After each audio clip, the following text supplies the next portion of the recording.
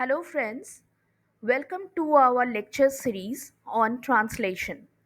In the previous lecture, we had discussed on the types of translation. We had discussed about human translation and machine translation.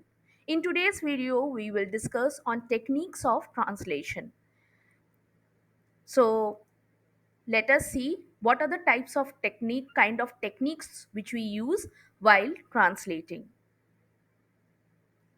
Translators use a variety of methods or techniques to change the source text into the target language. जो translators होते हैं वो बहुत सारे methods और technique से जो source text होता है उससे हम लोग टारगेट लैंग्वेज जिसमें हमको चेंज करना है उस लैंग्वेज में हम ट्रांसलेट करते हैं. Some techniques are better for certain texts depending on the needs of the client or the preference of the translator. कुछ टेक्निक्स कुछ चीज़ों के लिए कुछ टेक्स्ट के लिए एप्लीकेबल होता है और कुछ टेक्निक्स कुछ अलग टेक्निक्स दूसरे चीज़ों के लिए. तो वो डिपेंड करता है किस टाइप का टेक्स्ट है, नीड कैसा है, किस लैंग्वेज में ट्रांसलेट करना है, उसके ऊपर डिपेंड करके हम लोग चूज़ करते हैं कि हमको कौन सा टेक्निक अपनाना है for translation. So first of all जो पहला टेक्निक है वो है direct translation technique. In this method, the translator tries to make a target text that is close to the source text in terms of meaning, style, and structure. This method is often used for technical or scientific writing, where it is important to stay as close as possible to the original meaning. तो direct translation technique क्या होता है कि इसमें translator जो target text है जिस language में भी हमें चेंज करना है उसका और सोर्स टेक्स्ट का जो मीनिंग है वो मीनिंग है, स्टाइल है, स्ट्रक्चर है, वो तीनों सेम रखते हुए हम लोग टारगेट लैंग्वेज में या टारगेट टेक्स्ट में उसको ट्रांसलेट करते हैं. तो it is a direct translation मतलब कि ना उसमें हम कुछ ऐड करते हैं ना उसमें कुछ हम डिलीट करते हैं, बल्कि जो जो सोर्स टेक्स्ट में रहता है उसी को हम लोग टारगेट टेक्स्ट में ट्रांसलेट करते हैं, सिर्फ लैंग्वेज जो है वो बदल जाता है. This method is often used for technical or scientific writing, where it is important to stay as close as possible to the original meaning.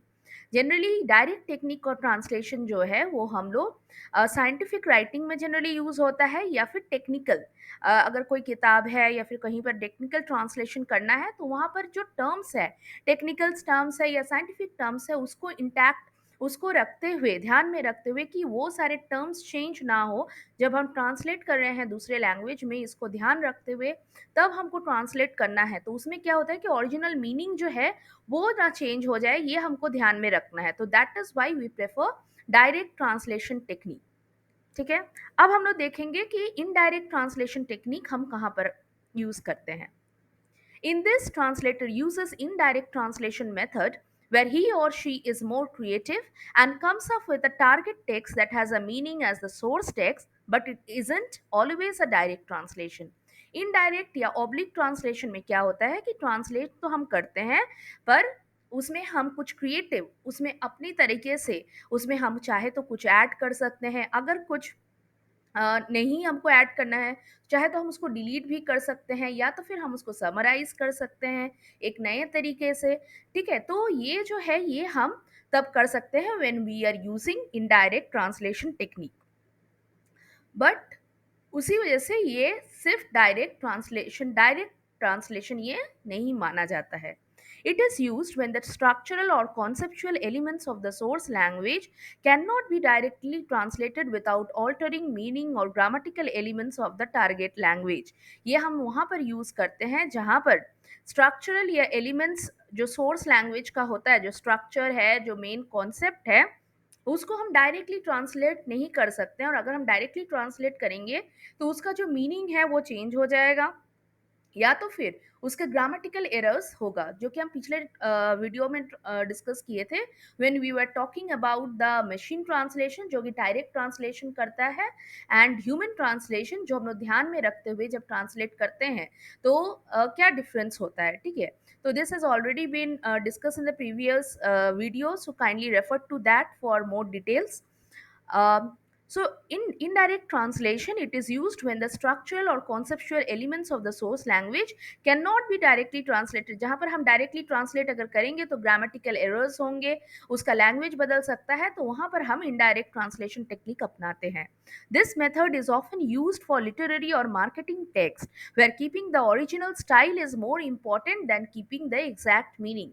हम लोग ये टेक्निक कहाँ अपनाते हैं? जब हमको कोई लिटरेरी टेक्स्ट ट्रांसलेट करना हो या फिर हमें मार्केटिंग टेक्स्ट अगर कोई हो तो उसको ट्रांसलेट करना हो और उसमें मेन जो टारगेट ऑडियंस है वो हमारा लोगों के ऊपर फोकस रहता है, जिनको हम समझाना चाहते हैं ट्रांसलेशन के थ्रू, जो पढ़ेंगे ये उनको समझ में आना चाहिए, ये जब हम ध्यान में रखते हैं तो उस टाइम में हम इनडायरेक्ट टेक्निक्स अपनाते हैं लिटरेरी और मार्केटिंग टेक्स्ट में, जहाँ पर स्टाइल ओरिजिनल स्टाइल सेम रहता है, कॉन्सेप्ट सेम रहता है, पर मीनिंग थोड़ा बहुत मीनिंग सेम रहता है, पर कुछ चीज़ें हम ऐड या सब्सट्रैक्ट कर सकते हैं, ठीक है?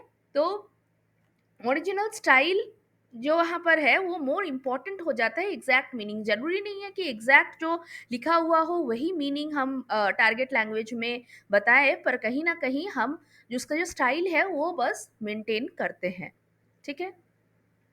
Now ways of doing direct translation, हम लोग डायरेक्ट ट्रांसलेशन कैसे करें? हम लोग जान लिए हैं कि दो मेथड्स होते हैं ट्रांसलेशन करने के, एक है डायरेक्ट ट्रांसलेशन और दूसरा है इनडायरेक्ट ट्रांसलेशन. सो हम डायरेक्ट ट्रांसलेशन कैसे करें?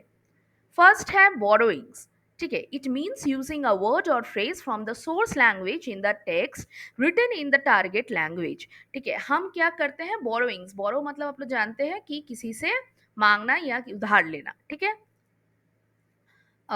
बोरो जनरली मतलब होता है किसी से मांगना, ठीक है? तो हम यहाँ पर क्या करते हैं, किसी वर्ड और फ्रेज को सोर्स लैंग्वेज टेक्स्ट से लेते हैं और उसको टारगेट लैंग्वेज टेक्स्ट में यूज करते हैं, ठीक है? दस this is often done when there is no direct equivalent in the target language or when using the term from the source language will add precision or clarity. कभी कभी कोई ऐसे शब्द होते हैं जिनका जो टारगेट लैंग्वेज है उसमें इक्विवेलेंट, उसी का सेम मीनिंग वाला कोई शब्द हमें नहीं मिलता है, तो वहाँ पर हम क्या करेंगे? वहाँ पर जो सोर्स टेक्स्ट है, जिस टेक्स्ट से हम, जिस भी लैंग्वेज से हम ट्रांसलेट कर रहे हैं, उसी लैंग्वेज का वर्ड हम यूज करते हैं टारगेट लैंग्वेज में भी, ताकि जो मीनिंग है वो क्लियर हो जाए. जैसे फॉर एग्जाम्पल है कैफे. कैफे, रिज्यूमे, ये सब फ्रेंच वर्ड्स है, पर हम स्टिल यूज करते हैं when we are speaking, Hindi हो या इंग्लिश हो, कभी भी हम लोग यूज करते हैं तो वी से cafe, whether it is a French language, ठीक है, फ्रेंच लैंग्वेज है, पर इसको हम इंग्लिश में इसलिए यूज करते हैं ताकि क्योंकि उसका इक्विवेलेंट और कोई वर्ड उस सब्जेक्ट में या हिंदी में जैसे है उसमें हमें नहीं मिला है, तो इसी वजह से एग्जैक्टली वही वर्ड हम यूज करते हैं ताकि जो लोग हैं उसको क्लैरिटी हो, उनको समझ में आए, ठीक है? फिर जैसे हैमबर्गर. हैमबर्गर जो है वो हमारे देश का खाना नहीं है, बट अभी पॉपुलर हो गया है, अभी मार्केट में बेच रहे हैं, तो उसको हम उसी नाम से बेचते हैं क्योंकि we have not yet invented another name या फिर वैसा कोई इक्विवेलेंट नेम दूसरे लैंग्वेज में, जिस लैंग्वेज में हम बातचीत कर रहे हैं उसमें नहीं है, ठीक है? उसके बाद है किमोनो एंड किमची. जैसे कि कैफे, ठीक है, एग्जाम्पल हो गया कैफे का जो फ्रेंच वर्ड है. देन वी हैव हैमबर्गर जो कि एक जर्मन वर्ड है. किमोनो आप लोग जानते हैं कि it is a kind of dress, Japanese dress है, ठीक है? वो अभी मार्केट में भी आ गया है और हम लोग किमोनो के नाम से ही जानते हैं इस ड्रेस को, ठीक है? And then we have kimchi, ठीक है, it is a kind of food, Korean food, जो कि रेस्टोरेंट्स में आजकल अवेलेबल है, ठीक है? तो ये सारे जो वर्ड्स हैं ये कहीं और से है, कोई और लैंग्वेज से है, पर ये हम लोग डेली लाइफ में यूज़ करते हैं और टारगेट लैंग्वेज में भी इस वर्ड्स को यूज़ करते हैं क्योंकि इनका कोई इक्विवेलेंट वर्ड्स नहीं है. तो this is what is known as borrowings. ने सेकंड है calc or loan translation. In linguistics, calc, or from the French word for copy, or loan translation can be defined as a word for word translation from one language into another. ठीक है, अभी हम लोग देखे थे borrowings, next है loan translation. Loan translation मतलब we are taking loan from somewhere else, ठीक है? तो और या फिर कैल्क का जो फ्रेंच वर्ड से आया है कॉपी, ठीक है, कहीं और से हम कॉपी करते हैं. Can be defined as a word for word translation from one language to another. हम एक लैंग्वेज से डायरेक्टली दूसरे लैंग्वेज में, अपने टारगेट लैंग्वेज में उस वर्ड को कॉपी कर रहे हैं। It takes word or phrase from the source text and puts them all together to make a new word or phrase in the target language। जैसे कि हम जो source text है उससे एक word उठाते हैं और फिर जिस भी लैंग्वेज में हमको चेंज करना है उसमें हम वही वर्ड को उठा के एक नए तरीके से उस वर्ड को या उस फ्रेज को यूज करते हैं टारगेट लैंग्वेज में। तो वो क्या हुआ कि हम उधारी लिए कुछ कुछ चीजें और फिर एक नए तरीके से उसको हम प्रेजेंट किए इन द टारगेट लैंग्वेज। जैसे for example an Adam's apple. Adam's apple हम लोग सभी लोग जानते हैं, ठीक है। और ये जो है ये बोरोइंग है या कैल्क है, कॉपी किया गया है फ्रेंच वर्ड पोमे डी एडम, ठीक है।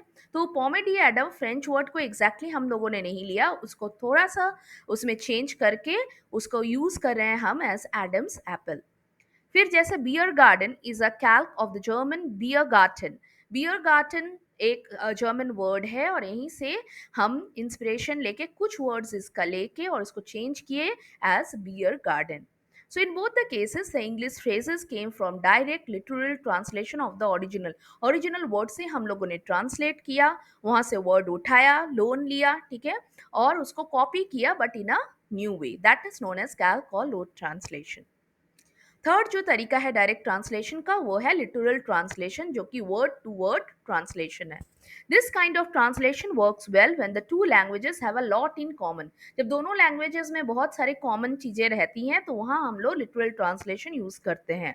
The translator tries to make a target text that is very close to the source text in terms of word order, sentence structure, meaning and style, where each word or phrase has a direct equivalent। जैसे कि for example touch wood which translate word to टोका लेग्नो, जहां पर हम exactly उसका translation अगर करेंगे टारगेट लैंग्वेज में तो उसमें ज़्यादा डिफरेंस नहीं आएगा और एग्जैक्ट मीनिंग उसका समझ में आएगा, उसको हम बोलते हैं लिटरल ट्रांसलेशन। जैसे कि टोका लेग्नो इटालियन वर्ड है, उसको जब हम इंग्लिश में ट्रांसलेट करते तो इसका एग्जैक्ट ट्रांसलेशन है टच वुड, ठीक है। तो इसमें हमें ना कुछ ऐड करना पड़ा, ना कुछ सब्सट्रैक्ट करना पड़ा, ना लोन लेना पड़ा, डायरेक्टली उसका हम ट्रांसलेट किए और वो उसका आता है टच वुड, ठीक है। तो ये हो गया लिटरल ट्रांसलेशन। जैसे for example you can see कि हमने जब गूगल ट्रांसलेशन गूगल में सर्च किया टोका लिग्नो का इटालियन मीनिंग, तो एग्जैक्ट जो ट्रांसलेशन है you can see it is touch would in English, ठीक है। तो जब डायरेक्ट ट्रांसलेशन आपको दिखेगा कि उसमें कुछ भी चेंजेस नहीं है, that is known as direct translation. अब आते हैं oblique translation techniques. Oblique translation techniques या फिर इनडायरेक्ट ट्रांसलेशन। इनडायरेक्ट ट्रांसलेशन में कैसे हम लोग क्या क्या टेक्निक अपनाते हैं ट्रांसलेट करने के लिए। पहला है transposition. In this word class of a source text elements need to be change. जैसे parts of speech change their sequence when they are translated.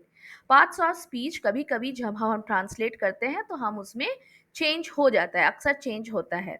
For example a verb in the source text might become a noun in the target text. जरूरी नहीं है कि जैसे source text में जो हो सकता है कि वर्ब फॉर्म में हो, वो जब हम टारगेट लैंग्वेज में चेंज कर रहे हैं तो वो नाउन फॉर्म हो जा रहा है उसका। जैसे for example blue ball becomes ball blue in French, just change हो जा रहा है। तो verb form can become noun, ठीक है, नाउन कैन बिकम एडजेक्टिव। तो जो पार्ट्स ऑफ स्पीच है उसका सीक्वेंस कभी कभी ट्रांसलेशन में चेंज हो जाता है और इस मेथड को हम बोलते हैं transposition. That is okay when we are doing indirect और ऑब्लिक ट्रांसलेशन। Second method है modulation. The point of view in the target text changes with this method.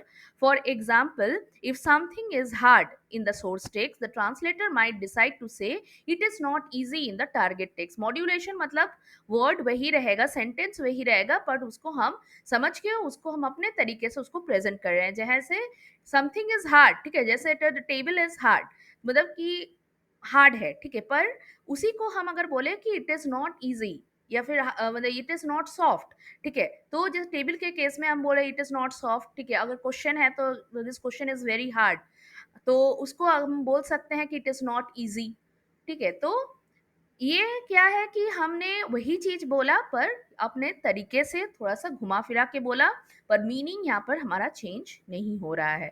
तो वो क्या हुआ, that technique is known as modulation, जो हम use कर सकते हैं when we are doing indirect translation. Third technique है रिफॉर्मुलेशन और equivalence. When idioms, proverbs, or cultural references can't be literally translated, the translator can use this method to replace them with a phrase that means the same thing in the target culture.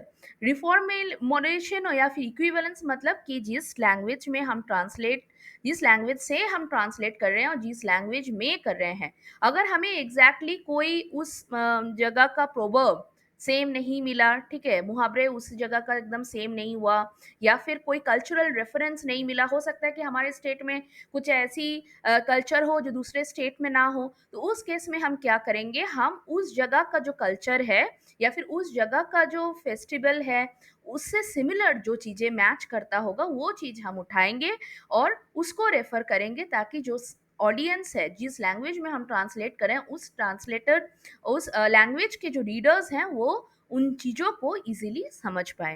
तो that is equivalence, जो equivalent हो। For example, the English phrase "it's raining cats and dogs" could be translated into French as "il pleut des codes", ठीक है। तो English phrase जो है, इसको हम जब ट्रांसलेट करते हैं तो भले ही अलग सुनने में लगेगा, पर इसका जो इक्विवेलेंट वर्ड है वो है "il pleut des codes", जो कि फ्रेंच में सेम मीनिंग रखता है, ठीक है। नेक्स्ट टेक्निक इस एडाप्टेशन और कल्चरल सब्स्टिट्यूशन, जो मैं अभी बात कर रही थी कि कभी कभी ये होता है कि हमारे यहाँ पर जो कल्चर है, हो सकता है कि जैसे हम अगर बंगाल या फिर उत्तर प्रदेश के हम जो कल्चर की बात करें और वो हम ट्रांसलेट कर रहे हैं कोई साउथ इंडिया, अगर नॉर्थ इंडियन कोई टेक्स्ट हो और उसको हम साउथ इंडियन लैंग्वेजेस में ट्रांसलेट कर रहे हैं, तो जरूरी नहीं है कि जो फेस्टिवल है, जो कल्चर है, वो सेम हो दोनों जगह का। तो तब हम क्या करेंगे कि हम लोग कल्चरल सब्स्टिट्यूशन अपनाएंगे, कि दूसरे जगह में जो भी चीज़ें, जो भी कल्चर मानी जाती होंगी या फिर जो भी फेस्टिवल सेलिब्रेट किए जाते होंगे, उस चीज़ से हम उसको रिप्लेस कर देंगे, सब्स्टिट्यूट करेंगे, ताकि जो टारगेट ऑडियंस है उनको समझने में ईजी हो। क्योंकि नॉर्थ इंडिया में हो सकता है कोई ऐसा फेस्टिवल हो जो साउथ इंडियंस नहीं जानते होंगे, जिनके लिए हम लिख रहे हैं उनको नहीं पता है इस फेस्टिवल के बारे में। तो उनके लिए हम क्या करेंगे, उनको उन्हीं के जगह का ऐसा फेस्टिवल के बारे में बताएंगे जो कि सिमिलर हो। जर बहुत सारे ऐसे फेस्टिवल्स होते हैं हमारे इंडिया में जो कि सेम डे मनाए जाते हैं, ठीक है। जैसे for example, I will give you an example here, शिशुर संक्रांत, ठीक है, जैसे संक्रांति होता है, वो बहुत जगह में अलग अलग चीज़ों, मतलब इंडिया के ही अलग पार्ट्स में अलग अलग नाम से जाने जाते हैं। जैसे हैप्पी लोहरी, कहीं पर लोहरी मनाया जाता है, कहीं पर उसको संक्रांति बोलते हैं, ठीक है, कहीं पर पोंगल सेलिब्रेट होता है, कहाँ पर बिहू सेलिब्रेट होता है। चीज़ वही है, it is a harvest festival in India, जो कि अलग अलग जगहों में अलग अलग नाम से जाने जाते हैं, ठीक है। तो ये है कल्चरल सब्स्टिट्यूशन। अगर जैसे फॉर एग्जांपल कोई लोहरी मना रहा है, अगर लोहरी फेस्टिवल वहाँ है और हम कोई नॉर्थ ईस्टर्न स्टेट के लोगों को समझाना चाह रहे हैं वही चीज, तो हम instead of Lohri we will use Bihu, ठीक है। तो ये चीजें हम लोग कर सकते हैं, ताकि जो टारगेट ऑडियंस है उनको इजीली समझ आए उनके फेस्टिवल्स के बारे में, कि हम क्या चीज के बारे में बात कर रहे हैं। The main difference between localisation and translation for global products is how they adapt. और सबसे ये इम्पोर्टेंट है कि ये जो हम लोग ट्रांसलेट कर रहे हैं, तो ये कैसे हम अडेप्ट कर रहे हैं या फिर बाकी लोग कैसे समझ रहे हैं, वो हमारे लिए इम्पोर्टेंट है जब हम इनडायरेक्ट ट्रांसलेशन कर रहे हैं। Next is transcreation. It refers to the use of indirect translation technique and creative writing to make a target text that is not only appropriate for the target culture but also interesting and effective on its own. ठीक है, तो ट्रांसक्रिएशन में वही create करते हैं हम, कुछ creative writing अपने तरीके से क्रिएटिव कुछ उसमें ऐड करते हैं, ताकि उसको ज़्यादा इंटरेस्टिंग बनाया जा सके। This method is often used for marketing and advertising texts, where the goal is to create a message that speaks to the audience in their own long language and makes them feel something. मैंने इसके पिछले video में भी discuss किया था कि generally हम लोग मार्केटिंग अगर कोई चीज़ का एडवर्टाइजमेंट कर रहे हैं, तो उनके लैंग्वेज में जिनके बारे में जिन लोगों को हम चाहते हैं ये चीज़ें बेचना, अगर उनके लैंग्वेज में हम ये प्रचार करेंगे तो उनको ज़्यादा अच्छे से समझ में आएगा और वो हमारे प्रोडक्ट्स को लाइक करेंगे। That is some marketing techniques जो हम लोग अपनाते हैं। Although transcreation is something mistaken as a separate field from translation, but its goal is to keep the message, intent and style of the source text while adapting it to the target audience. Just ये है, आप लोग जानते होंगे कि TV में आप लोग देखते होंगे एडवर्टीजमेंट आ रहा है, अगर कोई हिंदी में है, वो अगर दूसरे जगह के चैनल्स में वही एडवर्टीजमेंट प्ले हो रहा है पर उसके लोकल लैंग्वेज में प्ले होता है, ठीक है। For example we can see कि जैसे अगर आप कोई हिंदी सीरियल देख रहे हो तो उसको आपका एडवर्टीजमेंट हिंदी में मिलेगा। अगर आप कोई साउथ इंडियन सीरियल्स देख रहे हो तो वो आपको साउथ इंडियन लैंग्वेजेस में मिलेगा, या फिर आपको अगर बंगाली सीरियल देख रहे हो तो आपको वही सेम एडवर्टीजमेंट रहेगा, बस लैंग्वेज उसमें चेंज कर दिया जाता है। तो that is known as transcreation, ठीक है। Because of this it is more like a specialisation within the field of translation than a separate field. ये एक काइंड ऑफ स्पेशलाइजेशन है जो लोग जनरली करते हैं और ये ट्रांसलेशन से अलग नहीं है। तो फ्रेंड्स, आइए एक क्विक रिकैप कर लेते हैं आज हम लोगों ने क्या डिस्कस किया। डायरेक्ट ट्रांसलेशन टेक्निक में तीन टेक्निक अपनाते हैं हम लोग। बोरोइंग, जहाँ पर हम बोरो करते हैं दूसरे जगह से वर्ड्स, ठीक है। कैल्क, कॉपिंग करते हैं। और तीसरा है literal translation, that is word to word translation. और इनडायरेक्ट ट्रांसलेशन जो होता है उसमें हम लोग क्या करते हैं, उसमें चार पांच टेक्निक है। एक है ट्रांसपोजिशन, मॉड्यूलेशन जहाँ पर हम थोड़ा बहुत चेंज कर सकते हैं। रीफॉर्मुलेशन, उसको रीफॉर्मुलेट नए तरीके से कर सकते हैं, अडेप्ट कर सकते हैं, कॉम्पेंसेट कर सकते हैं, ठीक है। उस जगह उस चीज़ को चेंज करके हम सब्सटीट्यूट कर सकते हैं किसी और चीज़ से। एक्सपेंशन, हम चाहे तो उसी वर्ड को थोड़ा बढ़ा चढ़ा के बोल सकते हैं। रिडक्शन, हम चाहे तो उसको छोटे तरीके से भी समराइज करके एकदम सम अप करके ब्रीफ में भी चीज़ों को बता सकते हैं, ठीक है। These are some of the techniques जब हमको ध्यान रखना है जब भी हम ट्रांसलेट कर रहे हैं। That's all for today, friends. Meet in the next video with more lectures on translation. Thank you.